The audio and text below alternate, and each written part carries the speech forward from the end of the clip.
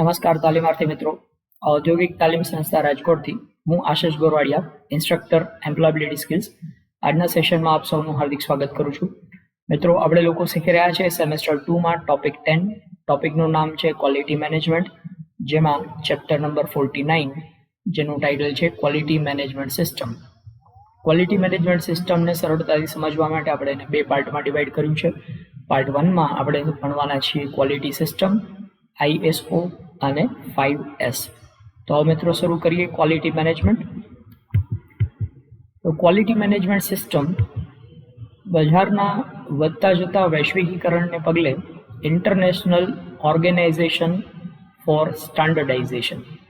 મિત્રો, નામ એનું ફૂલ ફોર્મ ખાસ યાદ રાખજો, ઇન્ટરનેશનલ ઓર્ગેનાઇઝેશન ફોર સ્ટાન્ડર્ડાઇઝેશન. હવે તમે જોઈ શકો છો કે ISO એવું નામ આપ્યું છે, પણ એનું ફૂલ ફોર્મ છે એ અલગ થાય છે. IOS આમ ગણતરી કરીએ તો આ પ્રમાણે થાય, પરંતુ એનું short form ISO, international organisation for standardisation. એના દ્વારા અલગ અલગ ધોરણોની રચના કરવામાં આવી છે, જેમાં 9000 શ્રેણીમાં ગુણવત્તા પદ્ધતિ એટલે કે ક્વોલિટી સિસ્ટમ વિકસાવવામાં આવી છે. તમે ઘણી બધી જગ્યાએ ISO 9000, ISO 9001 આવું સર્ટિફિકેશન એના વિશેની વાત સાંભળી હશે, અથવા તો ઘણી બધી જગ્યાએ આ સર્ટિફિકેટ નો સિમ્બોલ તમે જોયો હશે. તો આ પ્રમાણે ક્વોલિટી મેનેજમેન્ટ સિસ્ટમ વિકસાવવા માટે વિકસિત અને વિકાસશીલ એવા 140 દેશો દ્વારા આ ISO નું સ્ટાન્ડર્ડ છે સ્વીકારવામાં આવ્યું છે. આ ધોરણને ફક્ત ઉત્પાદનની જ નહીં, પરંતુ સમગ્ર વ્યાપારના સ્તરની ગુણવત્તાના અસરકારક વ્યવસ્થાપન માટે અત્યંત શક્તિશાળી સાધન માનવામાં આવે છે. મતલબ કે ISO નું સર્ટિફિકેશન છે એનો મતલબ એવો થયો કે તમારી પ્રોડક્ટ અથવા તમે જે સર્વિસ પ્રોવાઈડ કરો છો એ ઉચ્ચ ગુણવત્તાવાળી છે એવું સાબિત કરી શકાય. ISO 9000 ફેમિલીના ધોરણોનો મુખ્ય ઉદ્દેશ્ય ગ્રાહકોનો સંતોષ છે. મતલબ કે ઉચ્ચ ગુણવત્તાવાળી વસ્તુ ગ્રાહકોને મળી રહે તો ગ્રાહકોને સંતોષ પ્રાપ્ત થાય એવા હેતુથી આ ISO 9000 નું સર્ટિફિકેશન ડેવલપ કરવામાં આવ્યું છે. હવે ક્વોલિટી સિસ્ટમ એના વિશેની વાત સમજીએ તો ISO દ્વારા ગુણવત્તા પદ્ધતિની વ્યાખ્યા આપવામાં આવેલી છે, જેમાં the quality systems are the organisational structure, responsibilities, procedures, processes and resources for implementing quality management.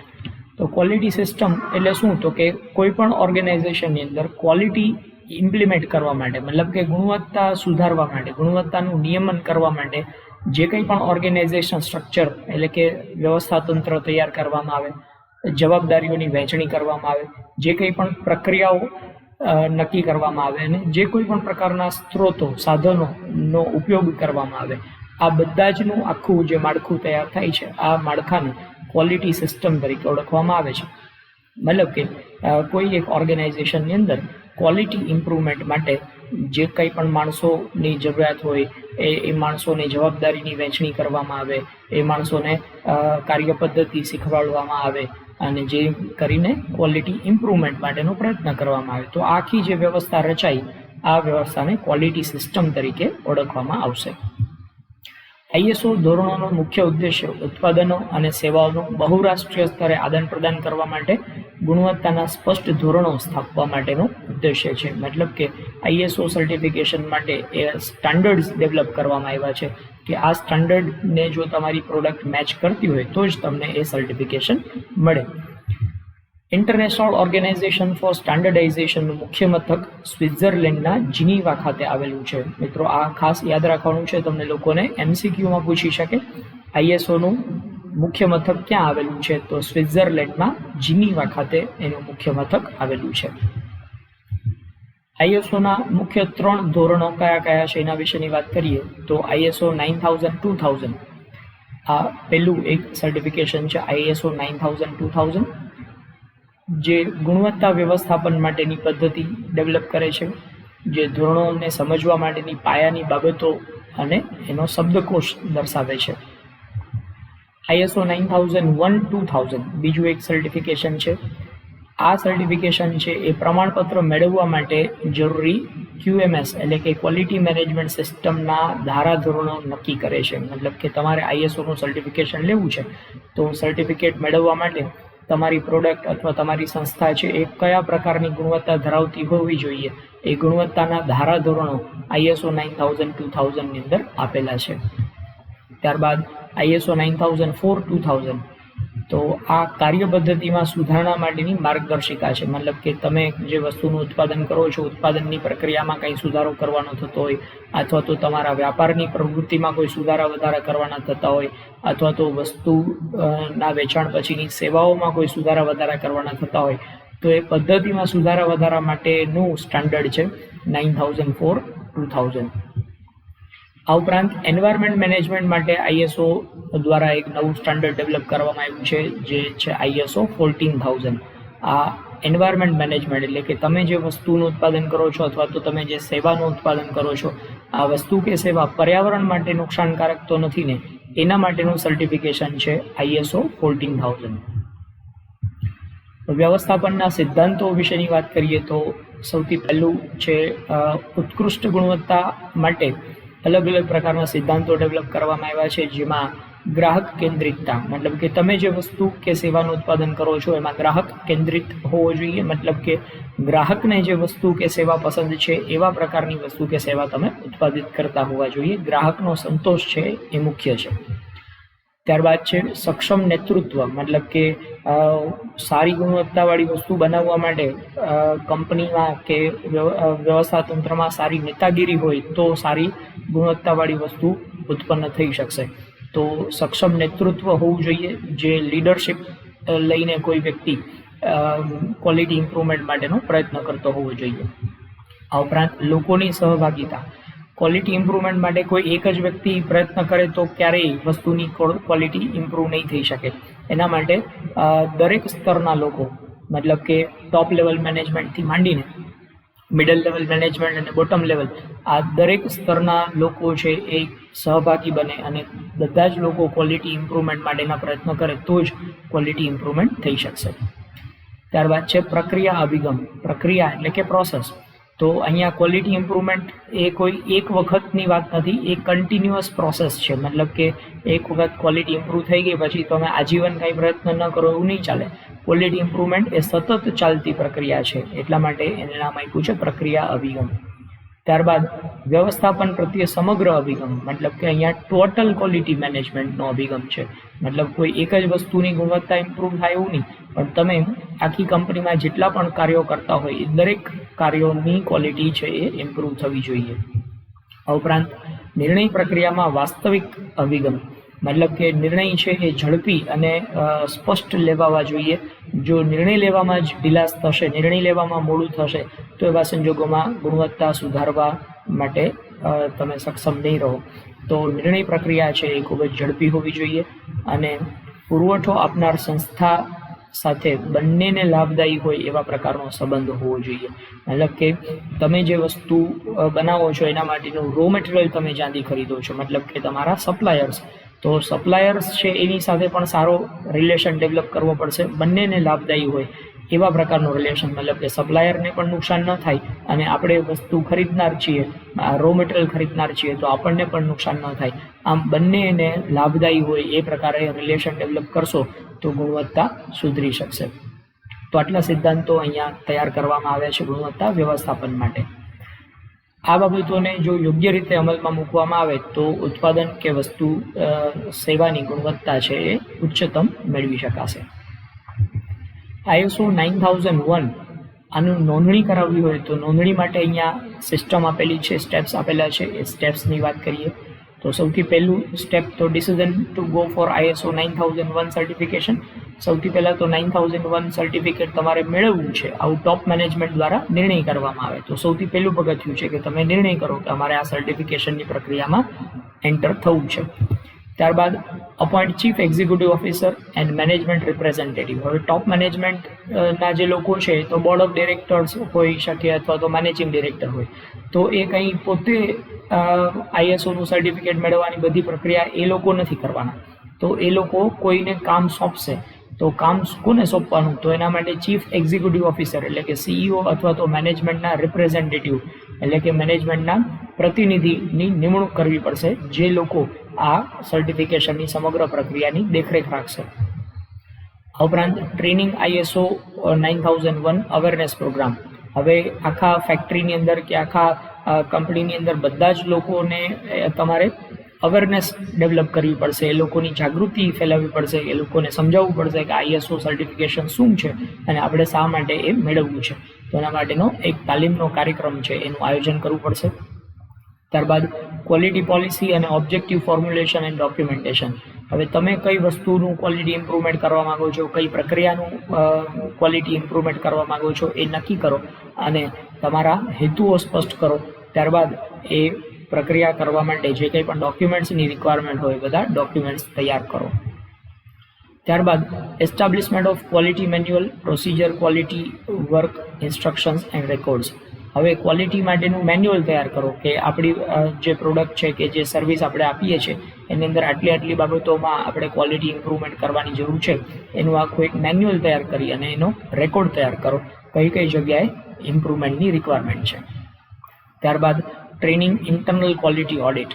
હવે ઇન્ટરનલ ઓડિટ મતલબ કે તમે એવું નક્કી કરી દીધું કે આટલી જગ્યાએ ક્વોલિટી ઇમ્પ્રુવમેન્ટની જરૂરિયાત છે, તો હવે એ ક્વોલિટી ઇમ્પ્રુવમેન્ટના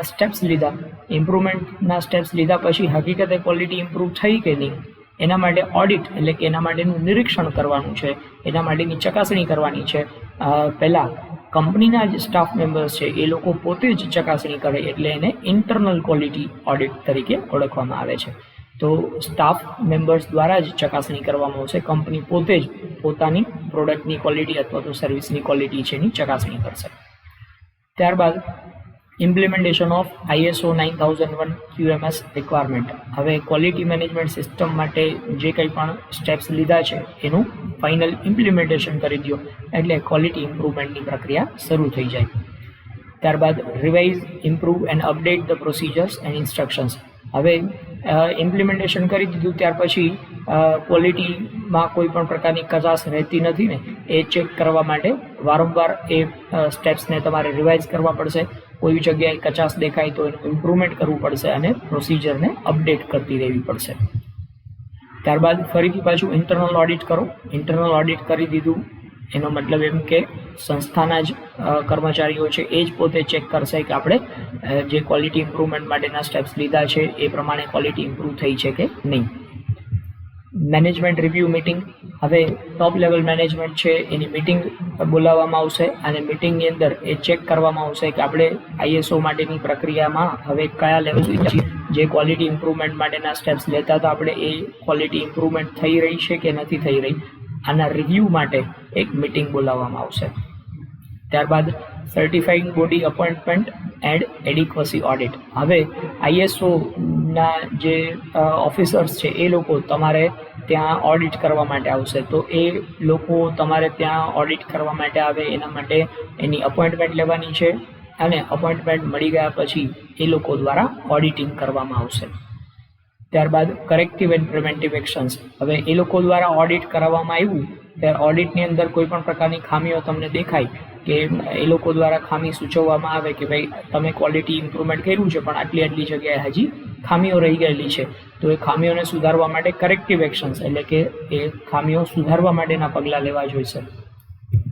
ત્યારબાદ પ્રી એસેસમેન્ટ બાય સર્ટિફાઈંગ બોડી. હવે એ સુધારા માટેના પગલાઓ લીધા પછી ફરીથી પાછું અસેસમેન્ટ થશે અને આ જે ટોપ મેનેજમેન્ટ દ્વારા ISOની અપોઇન્ટમેન્ટ લેવામાં આવી છે એ અધિકારીઓ તમારે ત્યાં આવી અને ફરીથી પાછું એ એસેસમેન્ટ કરશે, ફરીથી પાછું એ મૂલ્યાંકન કરશે. ત્યારબાદ ફાઇનલ સર્ટિફિકેશન આપવા માટેનું ઓડિટ થશે. ફાઇનલ ઓડિટમાં જો કોઈ ખામી નહીં દેખાય ત્યારબાદ તમને ફાઇનલ સર્ટિફિકેશન આપી દેવામાં આવશે. તો આટલા સ્ટેપ્સમાં ISO 9000 સર્ટિફિકેશન તમને મળી શકે. હવે ISO 9000 સર્ટિફિકેશન લેવાના લાભ શું છે?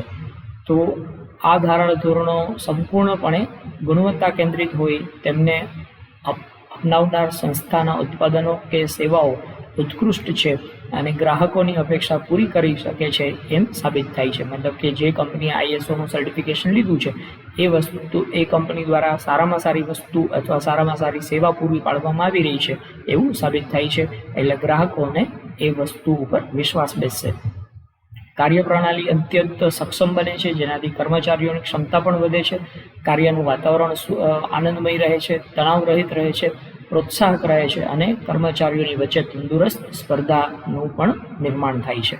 આમ કર્મચારીઓ પણ ISO સર્ટિફિકેશન લેવામાં આવે તો એ લોકોને પણ ફાયદો થાય છે.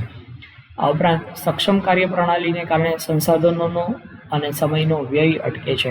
તો ISO સર્ટિફિકેશન મેળવવા માટે તમે પ્રયત્ન કર્યો તો તમારી ઉત્પાદનની પ્રક્રિયામાં કોઈ પણ પ્રકારની ખામીઓ હશે એ ખામી દૂર થશે તો તમારા સંસાધનોનો તમે શ્રેષ્ઠ ઉપયોગ કરી શકશો અને સમયનો બગાડ છે એ પણ ઘટશે. સંસાધનોને કુશળતાપૂર્વક અને અસરકારક રીતે નિયોજન કરવાથી અનાવશ્યક ખર્ચમાં ઘટાડો થશે. તો આમ કોઈ પણ પ્રકારનો બગાડ થતો હશે એ પણ ઘટી જશે અને એને કારણે ખર્ચમાં ઘટાડો જોવા મળશે. સંસ્થાનના ઉત્પાદન કે સેવા આંતરરાષ્ટ્રીય માપદંડના હોય તે બહુરાષ્ટ્રીય સ્તરે વ્યાપાર વિકસાવી શકે છે. તો ISOનું સર્ટિફિકેશન લીધું તો એ સર્ટિફિકેશન તો આંતરરાષ્ટ્રીય સર્ટિફિકેટ છે. તો આનો મતલબ એવો થયો કે તમે વિશ્વના બીજા કોઈ પણ દેશોની અંદર તમારી વસ્તુ વેચી શકશો. ત્યારબાદ ટોટલ પ્રોડક્ટિવ મેન્ટેનન્સ. ISO આપણે ભણી લીધું ત્યાર પછી નવો એક ટોપિક આપણે ભણી રહ્યા છીએ, જે ટોપિકનું નામ છે ટોટલ પ્રોડક્ટિવ મેન્ટેનન્સ. મિત્રો, મેન્ટેનન્સ કરવું એટલે ઉત્પાદન પ્રક્રિયામાં વપરાતા જે કંઈ પણ સાધન સામગ્રી છે એ સાધન સામગ્રીનું મશીનરીનું નિરીક્ષણ કરવું અને એમાં કોઈ પણ પ્રકારની ખામી જણાય તો એ ખામીને સુધારવી. તો આ બાબત છે એને મેન્ટેનન્સ તરીકે ઓળખવામાં આવે છે. તો આ મેન્ટેનન્સ છે એ ટોટલ પ્રોડક્ટિવ મેન્ટેનન્સ હોવું જોઈએ. મતલબ કે ઉત્પાદન પ્રક્રિયામાં વચ્ચે કોઈ પણ પ્રકારની ખામી ન સર્જાય એટલા માટે કન્ટિન્યુઅસલી તમે મેન્ટેનન્સ કરતા રહો, જેથી કરીને મશીનરી કે બીજા કોઈ પણ સાધન સામગ્રી છે એમાં ક્યાંય બગાડ થાય અથવા તો ખોટકાઈ જાય એવી શક્યતા ન ઉદ્ભવે. તો કુલ ઉત્પાદકતા જાળવણી, ટોટલ પ્રોડક્ટિવ મેન્ટેનન્સ એને ગુજરાતીમાં કહેવાય છે કુલ ઉત્પાદકતા જાળવણી, જેમાં મશીનો, સાધન સામગ્રી, પ્રક્રિયાઓ અને કર્મચારીઓ દ્વારા ઉત્પાદન અને ગુણવત્તાની પ્રણાલીઓના સંકલન જાળવવા માટે અને સુધારવા માટેની એક પદ્ધતિ દર્શાવવામાં આવેલી છે. આ પદ્ધતિથી કન્ટિન્યુઅસલી બધા જ યંત્રો અને સાધન સામગ્રીનું મેન્ટેનન્સ થાય છે, જેથી કરીને એ યંત્રો કોઈ પણ વખતે બગડે નહીં અથવા તો એ ખોટવાઈ ન જાય. આ પ્રણાલી ઉત્પાદન પ્રક્રિયામાં ભંગાણ અને વિલંબને ટાળવા માટે તમામ સાધનોની ટોચની કાર્યક્ષમતા બનાવી રાખવા માટે ધ્યાન કેન્દ્રિત કરે છે. મતલબ કે ઉત્પાદનના દરેક સાધનો છે એ સંપૂર્ણપણે કાર્યક્ષમ રીતે કામગીરી આપે અને વચ્ચે ક્યારેય ખોટવાઈ ન જાય. જો એ ખોટવાઈ જશે તો ઉત્પાદનની પ્રક્રિયા છે એમાં વિલંબ થશે. એ વિલંબ થશે તો આપણને નુકસાન થશે. તો એ નુકસાન ન થવા દેવું હોય એના માટે આપણે આ યંત્રો છે એનું કન્ટિન્યુઅસ મેન્ટેનન્સ કરતું રહેવું જોઈએ. જેમ તમે તમારા સ્કૂટર કે બાઇકની અંદર કન્ટિન્યુઅસ મેન્ટેનન્સ કરતા રહો છો અને ટાઈમ ટુ ટાઈમ ઓઇલિંગ કરાવડાવો છો, ટાઈમ ટુ ટાઈમ એનું સર્વિસિંગ કરાવડાવો છો, તો તમારું બાઇક કે સ્કૂટર છે એ તમને સારી સેવા પૂરી પાડશે. પરંતુ જો તમે એને સમય દર સમય એનું મેન્ટેનન્સ જ ન કરાવડાવો, એમાં ઓઇલિંગ ન કરાવો, ગ્રીસિંગ ન કરાવડાવો, એનું સાફ સફાઈ ન કરો તો એ વચ્ચે ક્યાંક અટકી પડે તો તમારા સમયની બરબાદી કરશે. આ સાથે સાથે તમને નુકસાની પણ સહન કરવાની થશે. તો એવું ન થાય એટલા માટે આપણે બાઇકને કે સ્કૂટરને કન્ટિન્યુઅસ સમય દર સમય એનું રિપેરિંગ કરતા હોઈએ છીએ, સમય દર સમય એનું સર્વિસિંગ કરતા હોઈએ છીએ. તો એ જ કન્સેપ્ટ છે અહીંયા દરેક સાધન સામગ્રી માટે, દરેક મશીનરી માટે લગાવવાનું છે, જેથી કરીને એ મશીનરી છે એ ઉત્પાદન પ્રક્રિયામાં વચ્ચે ક્યાંય બગડી ન જાય, ખોટવાઈ ન જાય અને કન્ટિન્યુઅસ ઉત્પાદન ચાલતું રહે. તો આ ટોટલ પ્રોડક્ટિવ મેન્ટેનન્સના ઉદ્દેશ્ય શું છે? તો સૌથી પહેલાં તો આના ઉદ્દેશ્યમાં આપણે કહીએ કે લઘુત્તમ ખર્ચમાં પ્લાન્ટ અને સાધનોની ઉત્પાદકતામાં વધારો થાય. તો કન્ટિન્યુઅસ તમે એનું મેન્ટેનન્સ કરતા હોય તો સાધનો બગડશે, ઓછા બગડશે તો ખર્ચ પણ ઓછો આવશે. TPMના અમલીકરણથી ઉત્પાદન, કર્મચારીઓનો જુસ્સો અને કાર્ય સંતોષમાં પણ વધારો થાય છે. પહેલાં સાધનો જો વારંવાર બગડી જતા હોય, ખોટવાઈ જતા હોય તો કર્મચારીઓને પણ ઉત્પાદનની પ્રક્રિયામાં મજા ન આવે, એ લોકોને કાર્ય સંતોષ ન મળે અને સમયની બરબાદી થાય. તો એવું ન થાય એટલા માટે આપણે કન્ટિન્યુઅસ ઇમ્પ્રુવમેન્ટ કરતા રહીએ, કન્ટિન્યુઅસ મેન્ટેનન્સ કરતા રહીએ તો ઉત્પાદન પ્રક્રિયા છે એ ઝડપી બને અને કર્મચારીઓનો જુસ્સો પણ વધી શકે. આ પ્રણાલી અનુસરવાથી સાધનોની અસરકારકતા વધે છે, ઉત્પાદન પ્રક્રિયા ઝડપી બને છે, અકસ્માત કે વિલંબને નિવારી શકાય છે અને ઉત્પાદનમાં વ્યય એટલે કે વેડફાટ પણ અટકે છે. ત્યારબાદ આ ટીપીએમ છે એના ધ્યેય શું છે, એનો ઉદ્દેશ્ય આપણે જોયો, પણ હવે એનો મુખ્ય ધ્યેય શું છે? તો આ પ્રણાલીનો મુખ્ય ધ્યેય કાર્યક્ષમતા જાળવી રાખવાનું, સાધનોનું ભંગાણ અટકાવવાનું, સેટઅપ અને એડજસ્ટમેન્ટના પ્રશ્નો, કાર્ય ઝડપ આવતા નાના માનવીય અવરોધો કે સાધનોની ઝડપમાં ઘટાડો થાય એને અટકાવવાનું છે, સાધનોની કાર્યક્ષમતા વધારવાનું તથા સાધનોમાં આવતી કોઈ પણ ખામી હોય એને કારણે થતું નુકસાન છે એ નુકસાન અટકાવવાના ધ્યેયથી આ ટોટલ પ્રોડક્ટિવ મેન્ટેનન્સ અપનાવવામાં આવતું હોય છે. ત્યારબાદ ટોટલ પ્રોડક્ટિવ મેન્ટેનન્સના પ્રકારો આપણે જોઈએ તો ટીપીએમના કુલ 4 પ્રકારો છે, જેમાં કરેક્ટિવ ઓર બ્રેકડાઉન મેન્ટેનન્સ. કરેક્ટિવ ઓર બ્રેકડાઉન મેન્ટેનન્સ મતલબ શું? તો કે સાધન જ્યારે બ્રેકડાઉન એટલે કે ખોટવાઈ જાય ત્યારે એનું રિપેરિંગ કરવાનું. આ રિપેરિંગ છે એને કરેક્ટિવ કે બ્રેકડાઉન મેન્ટેનન્સ કહેવાય. બીજું છે શેડ્યુલ્ડ ઓર રૂટીન મેન્ટેનન્સ. શેડ્યુલ્ડ ઓર રૂટીન મેન્ટેનન્સ મતલબ કે કંપનીની અંદર કે ફેક્ટરીની અંદર એક નિયત સમય નક્કી કરવામાં આવ્યો હોય કે દર 6 મહિને બધા જ મશીન છે એનું જાળવણી કરવામાં આવે, એનું મેન્ટેનન્સ કરવામાં આવે, એની સાફ સફાઈ કરવામાં આવે, ઓઇલિંગ ગ્રીસિંગની જે કંઈ પણ રિક્વાયરમેન્ટ હોય, સ્પેર પાર્ટ્સ કંઈ બદલવાના થતા હોય તો દર 6 મહિને કે દર 3 મહિને કે દર 1 વર્ષે આમ રૂટીન નક્કી કરવામાં આવેલું હોય, એ રૂટીન પ્રમાણે તમે સાધનોનું મેન્ટેનન્સ કરો તો એ શેડ્યુલ્ડ અથવા રૂટીન મેન્ટેનન્સ કહેવાય. ત્યારબાદ છે પ્રિવેન્ટિવ મેન્ટેનન્સ. પ્રિવેન્ટિવ એટલે અટકાવવાની પ્રક્રિયા, મતલબ કે સાધનોને બગડતા અટકાવવા માટે તમે જે મેન્ટેનન્સ કરો છો એ પ્રિવેન્ટિવ મેન્ટેનન્સ છે. ઉત્પાદન પ્રક્રિયામાં જોડાયેલા જે કર્મચારીઓ હોય એને તરત જ ખ્યાલ આવી જાય કે આ મશીનમાં આ જગ્યાએ ક્યાંક ખામી આવવાની શક્યતા છે. એ મશીનના અવાજ બદલાવાથી અથવા તો મશીનની ચાલ બદલવાથી અથવા તો મશીનની અંદર કોઈ અલગ પ્રકારનો ગરગરાટી આવવા માંડે તો એ લોકોને ખબર પડી જાય કે આ મશીનમાં આ જગ્યાએ સ્પેર પાર્ટ બગડવાની તૈયારી છે. તો તમે એ બગડે એ પહેલાં જ એને બદલાવી નાખો, એ બગડે એ પહેલાં જ તમે એનું રિપેરિંગ કરાવી નાખો તો એને પ્રિવેન્ટિવ મેન્ટેનન્સ તરીકે ઓળખવામાં આવશે. અને ત્યારબાદ પ્રિડિક્ટિવ મેન્ટેનન્સ. પ્રિડિક્શન કરવું એટલે અનુમાન કરવું. તમે એવું અનુમાન કરીને ચાલો છો કે આ મશીન હવે આટલા મહિના સુધી ચાલ્યું તો હવે આ બગડવાની અણી ઉપર છે, અથવા તો આટલા વર્ષ સુધી આ સ્પેર પાર્ટ ચાલ્યો તો હવે આ સ્પેર પાર્ટને બદલવાની તૈયારી છે. તો આમ અનુમાન લગાવીને તમે એનું મેન્ટેનન્સ કરો છો તો એને પ્રિડિક્ટિવ મેન્ટેનન્સ તરીકે ઓળખવામાં આવશે. આમ આ 4માંથી કોઈ પણ પ્રકારના મેન્ટેનન્સ છે એ દરેક ફેક્ટરીની અંદર થતા હોય છે. ત્યારબાદ નેક્સ્ટ છે ગુણવત્તા માટેનો જે જાપાનીઝ ખ્યાલ છે 5S. આ ખ્યાલ વિશેની આપણે વાત કરીએ. મિત્રો પહેલાં આપણે ISOની વાત કરી, ત્યારબાદ આપણે ટોટલ પ્રોડક્ટિવ મેન્ટેનન્સ વિશેની વાત કરી અને હવે નેક્સ્ટ પોઈન્ટ છે 5S. 5S ટેકનિકની શોધ જાપાનની અંદર થઈ હતી. તેમાં 5 જાપાની શબ્દોની હારમાળા તૈયાર કરવામાં આવેલી છે. જે 5 શબ્દો છે એ એસથી શરૂ થાય છે, એટલા માટે આ સિદ્ધાંતને 5Sનો સિદ્ધાંત અથવા 5Sનો ખ્યાલ એ તરીકે ઓળખવામાં આવે છે.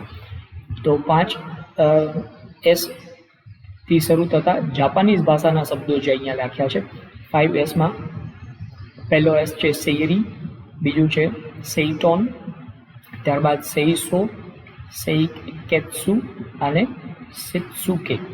આ 5 શબ્દો એ જાપાનીઝ ભાષાના શબ્દો છે. હવે એ 5 છે એના અંગ્રેજી આપણે વર્ણન કરીએ તો આ પ્રકારનું વર્ણન આપણને જોવા મળશે. સૌથી પહેલું છે સેઈરી, SEIRI. તો સેઈરી જાપાની શબ્દ છે જેનો અંગ્રેજી અનુવાદ છે સોર્ટિંગ કરવું. સોર્ટિંગ કરવું એટલે શું? તો કે ગુજરાતીમાં કહીએ એને વર્ગીકરણ કરવું. તો અહીંયા આપ ચિત્રમાં જોઈ શકો છો કે તમારી પાસે જે કંઈ પણ અલગ અલગ પ્રકારના સાધન સામગ્રી છે એ સાધન સામગ્રીનું વર્ગીકરણ કરી અને દરેકનું એક અલગ બોક્સ તૈયાર કરવામાં આવે અથવા તો દરેક સાધન છે એને એની યોગ્ય જગ્યા ઉપર વર્ગીકૃત કરવામાં આવે. તો આ વર્ગીકરણ કરવાની પ્રક્રિયા જો બધા જ પ્રકારના સાધનો છે એ એક જ જગ્યાએ ભેગા એકઠા કરી દીધા હોય તો જ્યારે તમારે જે સાધનની જરૂરિયાત હશે ત્યારે એ વસ્તુ તમને ઉપલબ્ધ નહીં થાય. તો એવું ન થાય એટલા માટે દરેક વસ્તુને વર્ગીકૃત કરવી પડે. તો અહીંયા ઉદાહરણમાં આપેલું છે એ પ્રમાણે કે દરેક વસ્તુ છે એનું વર્ગીકરણ કરવામાં આવે. તો જોઈ શકો છો તમે કે અહીંયા કોઈ એક વ્યક્તિ છે એ પ્રોડક્ટનું વર્ગીકરણ કરી રહ્યો છે. તો એક બોક્સની અંદર ફિનિશ્ડ પ્રોડક્ટ મૂકવામાં આવી છે એટલે સંપૂર્ણપણે તૈયાર વસ્તુ હોય એને એક બોક્સમાં મૂકી. સેમી ફિનિશ્ડ પ્રોડક્ટ એટલે અર્ધ તૈયાર વસ્તુઓ હોય એને બીજા એક બોક્સમાં મૂકી છે, અનફિનિશ્ડ એટલે સાવ કાચો માલ હોય એને બીજા એક બોક્સની અંદર મૂક્યું છે, અને રિજેક્ટેડ પ્રોડક્ટ જે ફિનિશ્ડ છે પરંતુ હવે એમાં કાંઈ ખામી છે એના કારણે રિજેક્ટ થઈ છે તો એને બીજા બોક્સમાં મૂકી છે. આમ દરેક વસ્તુનું વર્ગીકરણ કરવામાં આવે, એને કહેવાય સોર્ટિંગ કરવું, જેને જાપાનીઝ ભાષામાં સેરી એવો શબ્દ મૂકવામાં આવ્યો છે. ત્યારબાદ બીજો શબ્દ છે સેઇટોન. સેઇટોનનો મતલબ થાય છે સિસ્ટમેટિક એરેન્જમેન્ટ. હવે દરેક વસ્તુ છે એને ક્રમબદ્ધ રીતે વ્યવસ્થિત રીતે ગોઠવવામાં આવે. આપ અહીંયા ચિત્રમાં જોઈ શકો છો, આ સેઇટોન છે તો તમે જોઈ શકો છો કે દરેક પ્રકારના પાના પકડ છે એ કેટલા સિસ્ટમેટિક ગોઠવવામાં આવ્યા છે. આવું તમે ઘણી બધી જગ્યાએ ગેરેજમાં જોયું હશે. ગેરેજની અંદર પેલો મિકેનિક છે બધા જ પાના પકડ છે એની યોગ્ય જગ્યાએ આ રીતે ગોઠવણી કરે, જેથી કરીને જ્યારે જે વસ્તુની જરૂર છે ત્યારે એ વસ્તુ સરળતાથી તમને ઉપલબ્ધ થઈ શકે. તો આને કહેવાય સેઇટોન એટલે કે સિસ્ટમેટિક એરેન્જમેન્ટ. ત્યારબાદ છે સેઇસો. સેઇસો મતલબ શાઇન કરવું, ક્લીનલેસ એટલે કે ચમકાવી રાખવું, સાફ સુથરું રાખવું.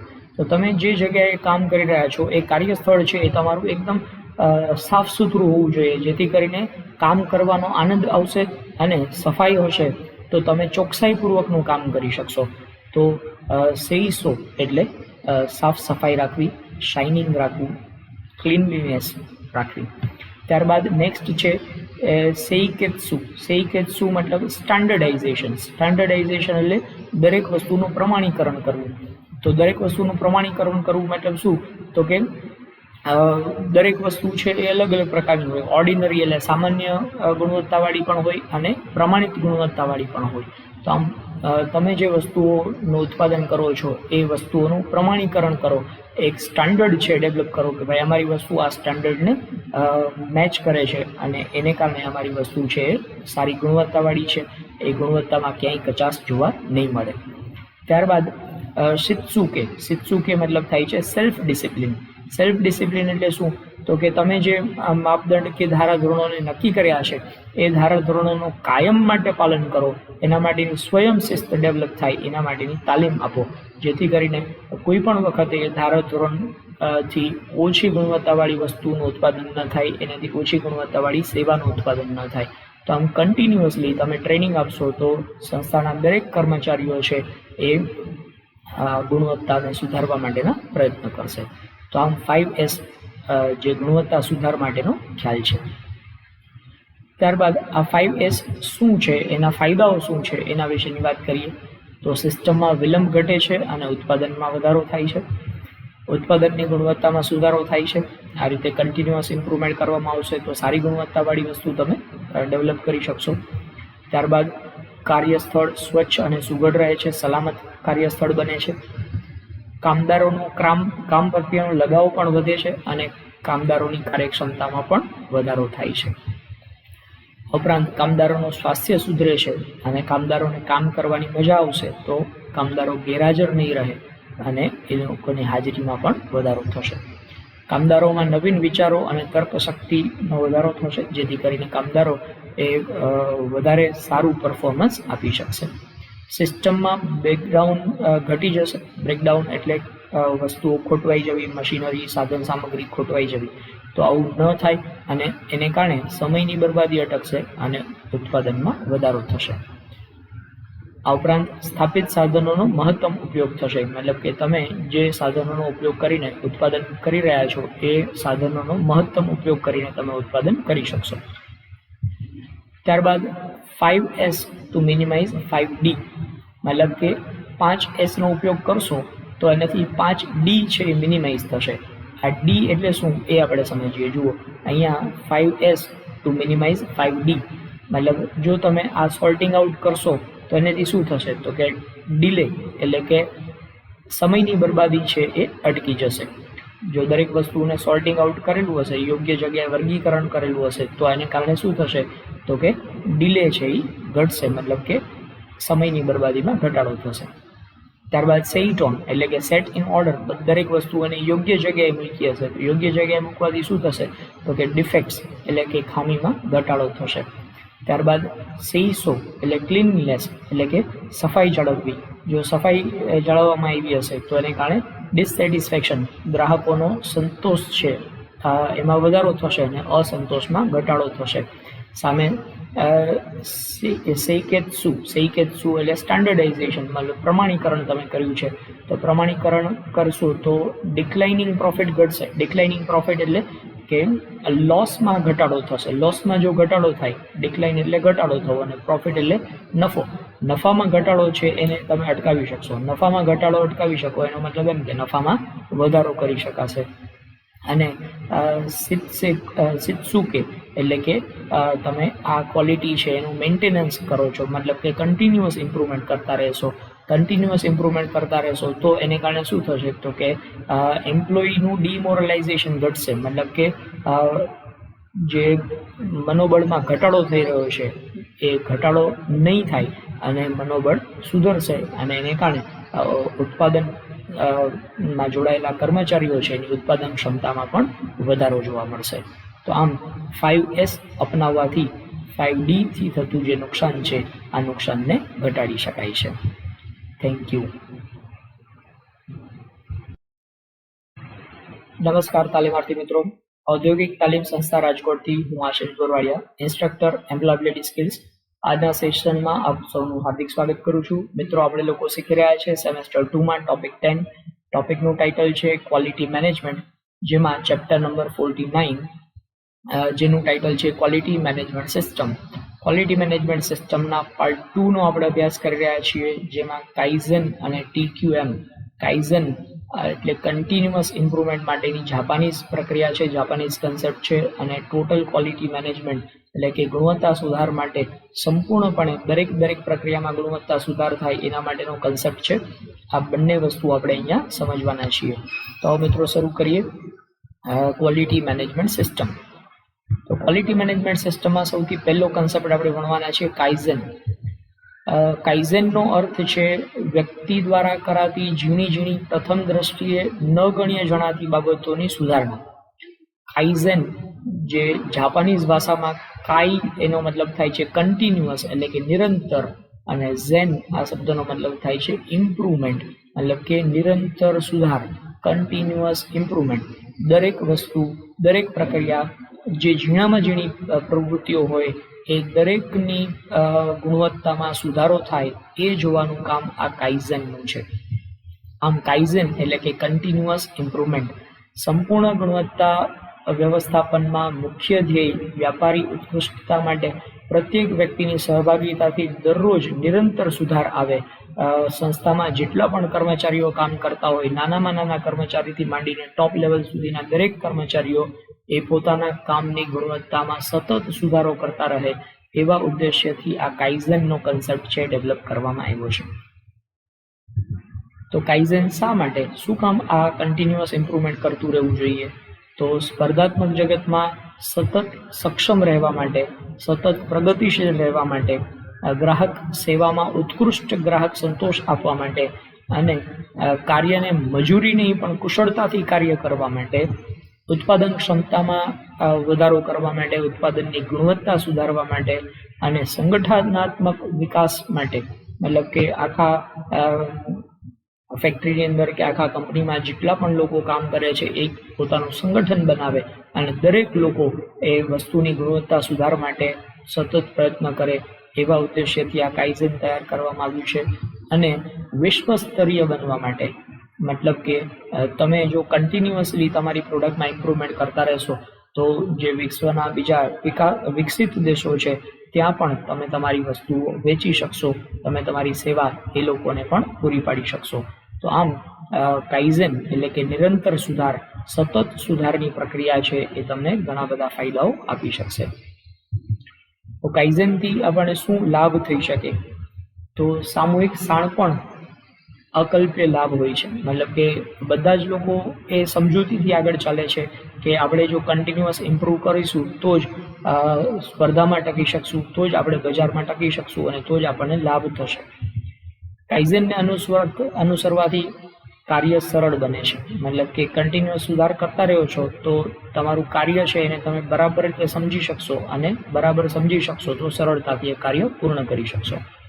ઉપરાંત ઉપદ્રવ કાર્ય સંતોષ અને આનંદમાં ફેરવાય છે.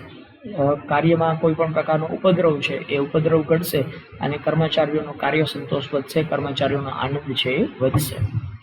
આ ઉપરાંત સતત ઇમ્પ્રુવમેન્ટ કરવાથી તમે કાર્યસ્થળના જોખમોને ઘટાડી શકો છો અને જોખમ ઘટશે તો સલામતીમાં વધારો થશે. આ ઉપરાંત કર્મચારીઓની ઉત્પાદકતામાં પણ વધારો કરી શકાશે. કાઇઝેનનો ઉપયોગ કરવાથી ગુણવત્તા સુધારી શકાશે, સમય અને ખર્ચનો બચાવ થાય છે, ઓછા સમયમાં વધુ ઉત્પાદન કરી શકાય છે અને એને કારણે લાભ વધે છે. આ ઉપરાંત કાર્ય સમૃદ્ધ બને છે, મતલબ કે તમે ખૂબ જ સારા એવા પ્રમાણમાં પ્રોડક્શન કરી શકશો, વધુ ઉત્પાદન થશે તો વધુ વેચાણ કરી શકશો, વધુ વેચાણ કરી શકશો તો વધુ ફાયદો મેળવી શકશે, વધુ પ્રોફિટ કમાઈ શકશો તો કંપની સમૃદ્ધ બની શકશે, કર્મચારીઓને વધારે પગાર મળી શકશે તો કર્મચારીઓ પણ સમૃદ્ધ બની શકશે. ઉપરાંત કાઇઝેન કોના માટે, ક્યાં અને ક્યારે અપ્લાય કરવું જોઈએ? તો કાઇઝેન છે એ નિરંતર સુધારની પ્રક્રિયા છે, એટલે એ પ્રગતિ ઈચ્છનાર દરેક વ્યક્તિએ આ કાઇઝેનનો ઉપયોગ કરવો જોઈએ. મતલબ કાઇઝેન એ ખાલી ફેક્ટરીમાં જ અપ્લાય કરી શકાય એવું નહીં, પણ દરેક વ્યક્તિ પોતાના જીવનમાં પણ કાઇઝેન ઇમ્પ્લિમેન્ટ કરી શકે. દરેક વ્યક્તિ જે પ્રગતિ ઈચ્છતો હોય, જે એવું ઈચ્છે છે કે મારે વિકાસ કરવો છે, મારે મારા જીવન ધોરણમાં સુધારો કરવો છે, એ દરેક વ્યક્તિએ પોતાના જીવન ધોરણમાં નિરંતર સુધાર કરતો રહેવો જોઈએ. આનો અમલ અંગત કાર્યસ્થળમાં પણ કરી શકાય, સામાન્ય રીતે પોતાના કાર્યસ્થળમાં પણ કરી શકાય અને પોતાના ઘરમાં પણ દરેક જગ્યાએ તમે આ કાઇઝેન એટલે કે કન્ટિન્યુઅસ ઇમ્પ્રુવમેન્ટ લઈ આવી શકો છો. ખાસ કરીને જ્યારે વ્યક્તિગત કે સંસ્થાગત સમસ્યાઓ હોય કે કાર્ય પદ્ધતિ માટે અસંતોષ હોય ત્યારે આ પ્રક્રિયા અનુસરવી જોઈએ. વ્યક્તિગત કે સંસ્થાગત સમસ્યાઓ સામાન્ય રીતે મૂરી એટલે કે તણાવ સમસ્યાઓ ઉદ્ભવે તો લોકોની અંદર તણાવમાં વધારો થાય છે. મૂરા એટલે કે અસાતત્ય, ઇનકન્સિસ્ટન્સી, મતલબ કે લોકો છે એ પોતાના કામ ઉપર ફોકસ નથી કરી શકતા, ઇનકન્સિસ્ટન્ટ બને છે, અસતત કામ થાય છે. અને મુદ્દા જેને કહેવાય છે વેડફાટ, વેસ્ટેજ, એ વેસ્ટેજને કારણે આ પ્રકારના સમસ્યાઓ ઉદ્ભવતી હોય છે. તો આ તણાવ, અસાતત્ય અને વેસ્ટેજ આને આપણે ઘટાડી શકીએ છીએ જો કાઇઝેન ઇમ્પ્લિમેન્ટ કરવામાં આવ્યું હોય તો કાઇઝેન અમલીકરણ માટેની પાયાની બાબતો આપણે જોઈએ તો સુધાર અકસ્માતથી થતો નથી, તે સાતત્યપૂર્ણ પ્રયત્નોથી થાય છે. મતલબ કે કોઈ પણ વસ્તુમાં તમારે સુધારો કરવો હોય, ઇમ્પ્રુવમેન્ટ કરવું હોય તો ઇમ્પ્રુવમેન્ટ છે એ કંઈ આકસ્મિક ન થાય, અચાનક ચમત્કાર થાય અને એ સુધારો થઈ જાય એવું ન બને. તમારે એના માટે સતત પ્રયત્ન કરતા રહેવા જોઈએ. કાઇઝેનને આત્મસાત કરવા માટે નાના સુધારાથી શરૂઆત કરો. તેમની સમસ્યા નહીં પણ આપણી સમસ્યા એવો અભિગમ અપનાવો. બરોબર, એ તો કંપનીનો પ્રોબ્લેમ છે એમની, પણ દરેક કર્મચારી જો એવું માનશે કે આ આપણો પ્રોબ્લેમ છે, આપણે જ આને સુધારવો પડશે, તો જ કન્ટિન્યુઅસ ઇમ્પ્રુવમેન્ટ આવી શકશે. સરળ બાબતોમાં પહેલા સુધારો કરો, સુધારને દૈનિક જીવનનો ભાગ બનાવો, સતત સુધારો કરતા રહો અને સામૂહિક જવાબદારી અને સામૂહિક સમજદારીનો ઉપયોગ કરો. મતલબ કે ઇમ્પ્રુવમેન્ટ કરવું એ કોઈ એક વ્યક્તિના હાથની વાત નથી. આખા ઓર્ગેનાઇઝેશનની અંદર, આખા ફેક્ટરીમાં, આખી કંપનીમાં જેટલા પણ લોકો કામ કરે છે એ દરેક લોકો સામૂહિક સમજદારીથી, બધાની સહભાગિતાથી ઇમ્પ્રુવમેન્ટ કરશે તો જ આ કન્ટિન્યુઅસ ઇમ્પ્રુવમેન્ટ આવી શકશે. અજમાવ્યા વગર કોઈ પણ સૂચનનો ક્યારેય અસ્વીકાર ન કરો. દરેક વ્યક્તિ છે એ કંઈક નવું વિચારી શકે છે, એટલે નાનામાં નાનો કર્મચારી તમને કંઈ સૂચન આપે તો એ સૂચન છે એને સમજ્યા વગર અસ્વીકાર ન કરી નાખો. કદાચ એવું બની શકે કે એ વ્યક્તિનું સૂચન છે એ બહુ શ્રેષ્ઠ ઇમ્પ્રુવમેન્ટ લઈ આવવા માટે ફાયદાકારક હોઈ શકે. ત્યારબાદ કોઈ પણ સમસ્યાઓને છુપાવો નહીં અને કાર્ય અવરોધથી ગભરાવો નહીં. ઘણી વખત એવું બનતું હોય કે કંઈ નવી સિસ્ટમ ઇમ્પ્લિમેન્ટ કરવામાં આવે તો કર્મચારીઓ એનો વિરોધ કરતા હોય, તો વિરોધથી ગભરાવો નહીં. કર્મચારીઓને સમજાવો કે કાઇઝેન આપણા માટે શું કામ જરૂરી છે અને એનાથી કર્મચારીઓને શું ફાયદો થવાનો છે. ત્યારબાદ કાઇઝેનના ક્ષેત્રો, કયા ક્ષેત્રોમાં કાઇઝેન અપ્લાય કરી શકાય? તો કાઇઝેન છે એ ખર્ચ અને સમયમાં ઘટાડો કરવા માટે અપ્લાય કરી શકાય. કાઇઝેન છે એ સલામતી વધારવા માટે અપ્લાય કરી શકાય. બગાડ અટકાવવા માટે કાઇઝેન અપ્લાય કરી શકાય. ઉત્પાદકતાને સુધારવા માટે આપણે કાઇઝેન ઇમ્પ્લિમેન્ટ કરી શકીએ. ઉર્જા સંરક્ષણ, ઉર્જાની બરબાદી અટકાવવી હોય અને ઉર્જાનું સંરક્ષણ કરવું હોય તો એના માટે પણ કાઇઝેન અપ્લાય કરી શકાય છે. કર્મચારીઓને કામ કરવામાં લાગતો થાક છે એ થાકને ઘટાડવો હોય તો એના માટે પણ કાઇઝેન છે એ ઉપયોગી થશે. ગ્રાહક સેવાના સુધાર માટે પણ કાઇઝેન ઉપયોગી થાય છે. ગુણવત્તા સુધાર માટેની પ્રણાલી રજૂ કરવા માટે, મતલબ કે વસ્તુની ગુણવત્તા સુધારવા માટે કે સેવાની ગુણવત્તા સુધારવા માટે પણ કાઇઝેન ઉપયોગી છે. આ ઉપરાંત કાઇઝેન છે એ બીજા કોઈ પણ ક્ષેત્રની અંદર તમે કન્ટિન્યુઅસ ઇમ્પ્રુવમેન્ટ લેવા માંગતા હોય તો દરેક જગ્યાએ કાઇઝેન અપ્લાય કરી શકે. કાઇઝેન કઈ રીતે કરવું જોઈએ? તો કાઇઝેન ની પ્રક્રિયા છે એને આપણે બે ભાગમાં વહેંચી શકીએ. સૌથી પહેલું સમસ્યાની ઓળખ, મતલબ કે કઈ જગ્યાએ ઇમ્પ્રુવમેન્ટ કરવાની જરૂરિયાત છે એ પહેલાં પ્રોબ્લેમ આઈડેન્ટિફાઈ કરો અને ત્યારબાદ એ પ્રોબ્લેમનું નિરાકરણ કરો, જેથી કરીને ઇમ્પ્રુવમેન્ટ એટલે કે ક્વોલિટીમાં સુધારો મળી શકે. સમસ્યાને ધોરણોથી વિચલન એમ વ્યાખ્યાયિત કરવામાં આવે છે, જેને ઇંગ્લિશમાં કહેવાય સ્ટાન્ડર્ડ ડેવિએશન. મતલબ કે આપણે જે સ્ટાન્ડર્ડ સેટ કર્યું હતું કે ભાઈ 1 કલાકની અંદર 5 યુનિટનું ઉત્પાદન થવું જોઈએ, આ આપણું સ્ટાન્ડર્ડ છે. માનો કે 5 યુનિટને બદલે 3 જ યુનિટનું ઉત્પાદન થઈ રહ્યું છે, મતલબ કે તમારું સ્ટાન્ડર્ડ હતું 5 પણ 3નું ઉત્પાદન થઈ રહ્યું છે, મતલબ કે 2નું વિચલન આવી રહ્યું છે. 2 તમારું અપેક્ષા હતી 5 યુનિટની ઉત્પાદન થવું જોઈએ, પણ વાસ્તવિકતા છે એ 3 યુનિટનું ઉત્પાદન થાય છે. તો અપેક્ષા અને વાસ્તવિકતા એની વચ્ચેનો તફાવત કેટલો છે? તો કે તફાવત છે 2 યુનિટનો. આ 2 યુનિટનો તફાવત એ તમારી સમસ્યા છે. હવે એ તફાવત શું કામ આવી રહ્યો છે એને ઓળખો. શું કામ ઉત્પાદન ધીમું થઈ રહ્યું છે એના માટેના કારણો ગોતો, અને એ કારણો ગોત્યા પછી એ કારણોનો ઉકેલ લઈ આવો, તો ઓટોમેટિક તમારી અપેક્ષા પ્રમાણેનું ઉત્પાદન થઈ શકશે. ઉકેલ એટલે જે તફાવત નાબૂદ કરી અને અપેક્ષિત ધોરણોને સિદ્ધ કરવા. તો ઉકેલ લઈ આવો મતલબ શું? તો કે જે તફાવત છે એને નાબૂદ કરવો. તો આપણે અહીંયા ઉદાહરણ આપ્યું પ્રમાણે તફાવત કેટલો હતો કે 2 યુનિટ ઓછા ઉત્પાદન થતા હતા. તો એ 2 યુનિટનો જે તફાવત છે એને નાબૂદ કરવા માટે જે સુધારા કરવા પડતા હોય એ સુધારા લઈ આવો અને તમારી અપેક્ષા હતી એ પ્રકારનું ઉત્પાદન થાય એનો પ્રયત્ન કરો. આમ કરવા માટે પહેલા સમસ્યાને ઓળખી અને તેની તબક્કાવાર નાબૂદી કરવી જોઈએ. ત્યારબાદ નેક્સ્ટ કન્સેપ્ટ છે ટોટલ ક્વોલિટી મેનેજમેન્ટ, જેને શોર્ટમાં કહેવાય છે TQM.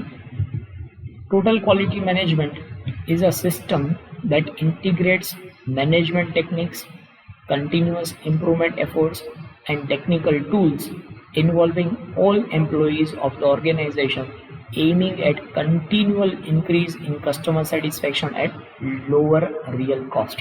તો ટોટલ ક્વોલિટી મેનેજમેન્ટનો કન્સેપ્ટ શું દર્શાવે છે? તો કે ટોટલ ક્વોલિટી મેનેજમેન્ટ એ કન્ટિન્યુઅસ ઇમ્પ્રુવમેન્ટ એફર્ટ્સ, એટલે કે દરેક જગ્યાએ સતત સુધારો કરવા માટેના પ્રયત્ન, જેના માટે કોઈ પણ પ્રકારના ટેકનિકલ ટૂલ્સની જરૂરિયાત હોય તો એને ઇમ્પ્લિમેન્ટ કરી અને દરેક કર્મચારીઓ એમાં સહભાગી બને અને આવી રીતે કરીને કર્મચારીઓને મહત્તમ સંતોષ મળી શકે, તમારા ગ્રાહકોનો મહત્તમ સંતોષ થાય અને ઉત્પાદન ખર્ચની અંદર ઘટાડો થાય.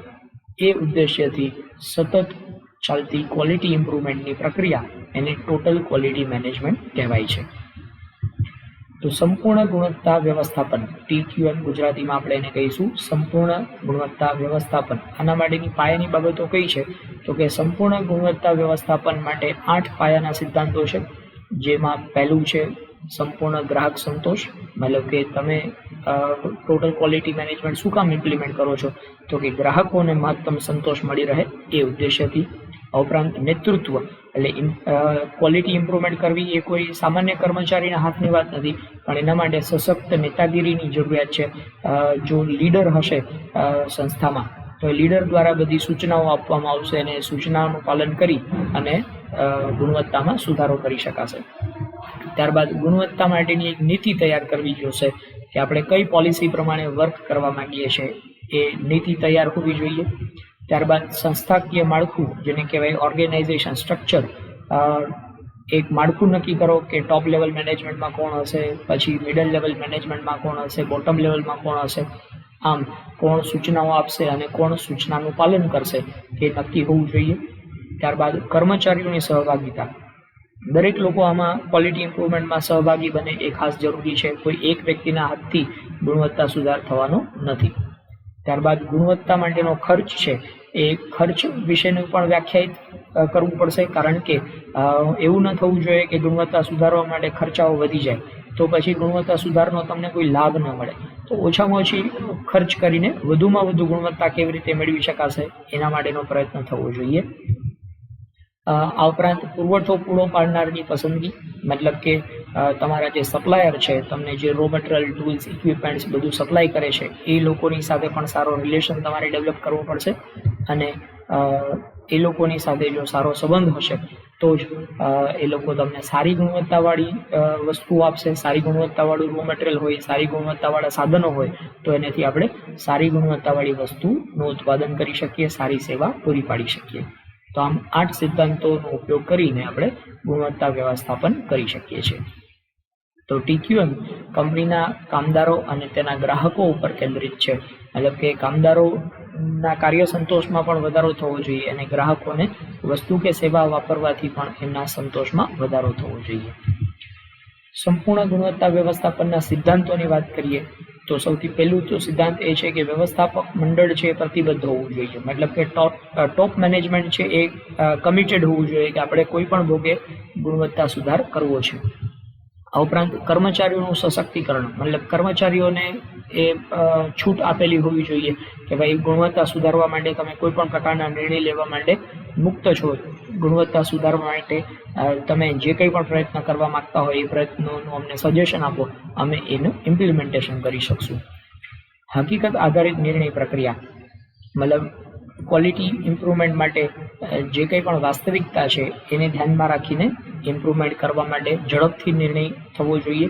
નિર્ણય લેવામાં જો વિલંબ થશે તો ક્વોલિટી ઇમ્પ્રુવમેન્ટ શક્ય નહીં થાય. ઉપરાંત સતત સુધાર કરતો રહેવો પડશે. ક્વોલિટી ઇમ્પ્રુવમેન્ટ કોઈ એક ક્ષણનું કામ નથી, એ કન્ટિન્યુઅસ ચાલતી પ્રક્રિયા છે. ત્યારબાદ ગ્રાહક કેન્દ્રિતતા, આપણે ક્વોલિટી ઇમ્પ્રુવમેન્ટ શાના માટે કરીએ છીએ તો કે ગ્રાહકોનો સંતોષ વધે એના માટે. તો ગ્રાહક કેન્દ્રિત છે, મતલબ ગ્રાહકોનો સંતોષ વધે એના માટે આપણે આખી પ્રક્રિયા કરી રહ્યા છીએ. ત્યારબાદ સંપૂર્ણ ગુણવત્તા વ્યવસ્થાપનના 4 આધાર સ્તંભો છે, જેમાં સમસ્યા ઉકેલની શિસ્ત, મતલબ કે સૌથી પહેલા તો શિસ્તબદ્ધ આપણે સમસ્યાનું ડેફિનેશન કરવી પડશે, મતલબ કે પ્રોબ્લેમ કઈ જગ્યાએ રહેલો છે એ ગોતવો પડશે. પ્રોબ્લેમ ગોત્યા પછી એ પ્રોબ્લેમને શિસ્તબદ્ધ રીતે આપણે એનો ઉકેલ કરવાનો છે. ત્યારબાદ આંતરવૈયક્તિક કૌશલ્ય, આંતરવૈયક્તિક મતલબ ઇન્ટરપર્સનલ સ્કિલ હોવી જોઈએ. ઇન્ટરપર્સનલ સ્કિલ મતલબ કે આખી સંસ્થાના દરેક કર્મચારીઓ એકબીજાની સાથે સાનુકૂળ થાય એના માટેનો પ્રયત્ન થયેલો હોવો જોઈએ. જૂથ કાર્ય, આપણે પહેલા જ વાત કરી એ પ્રમાણે કે ક્વોલિટી ઇમ્પ્રુવમેન્ટ છે કોઈ એક વ્યક્તિના હાથની વાત નથી, આખું ગ્રુપ ડેવલપ થવું જોઈએ અને ગ્રુપના દરેક વ્યક્તિઓ છે એ ક્વોલિટી ઇમ્પ્રુવમેન્ટ માટેના પ્રયત્ન કરતા હોવા જોઈએ. અને ચોથો સ્તંભ છે ગુણવત્તા સુધાર એ પ્રક્રિયા છે, મતલબ કે ક્વોલિટી ઇમ્પ્રુવમેન્ટ એ કોઈ એક ક્ષણનું કામ નથી, એક વખતનું કામ નથી, એ સતત ચાલતી પ્રક્રિયા છે.